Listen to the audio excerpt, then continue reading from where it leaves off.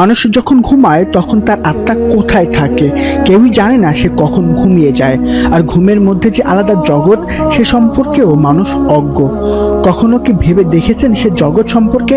আজ আমরা এই ভিডিওতে ঘুমালে মানুষের আত্মা কোথায় যায়, কোরআন ও হাদিসের ভিত্তিতে এই বিষয় সম্পর্কে আজকে আমরা আলোচনা করব ইনশাআল্লাহ। এই ভিডিও থেকে অনেক গুরুত্বপূর্ণ তথ্য এবং হাদিস সম্পর্কে আপনি জানতে পারবেন ইনশাআল্লাহ। তো সময় নষ্ট না করে চলুন শুরু করা যাক।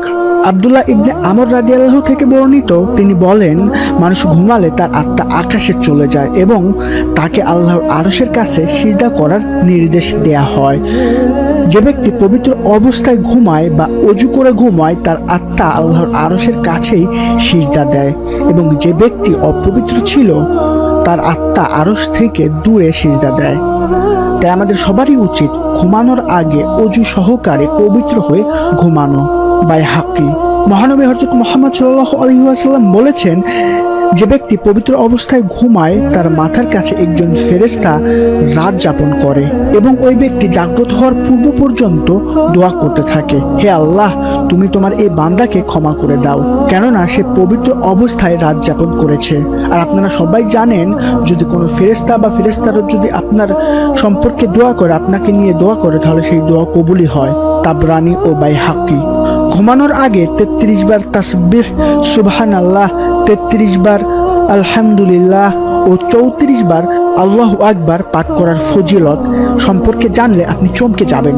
কারো একজন দাস থাকলে দিনে রাতে যে সেবা যত্ন ও সাহায্য করত, সেই দাস তার থেকেও বেশি উপকার পাওয়া যায় এই আমলটি করলে। হযরত আলী রাদিয়াল্লাহু আনহু থেকে বর্ণিত, তিনি বলেন, ফাতেমা রাদিয়াল্লাহু আনহা আমার কাছে আটা পেশার দরুন তার হাতে ফোসকা পড়ে যাওয়ার অভিযোগ করলেন।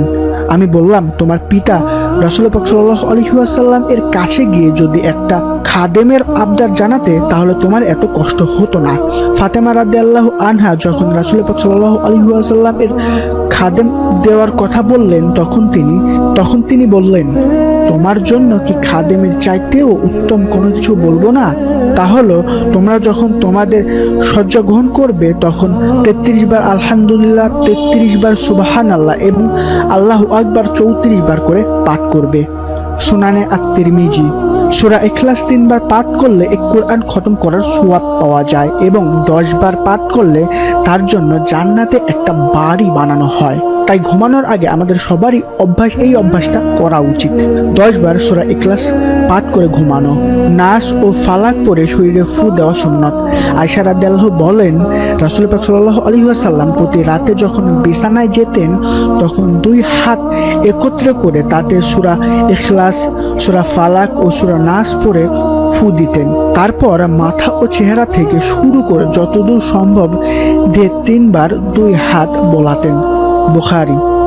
ঘুমালে মানুষের আত্মা কোথায় যায় এ সম্পর্কে খ্রিস্টান ধর্ম কি বলে? খ্রিস্টান ধর্ম প্রায় একই কথা বলে।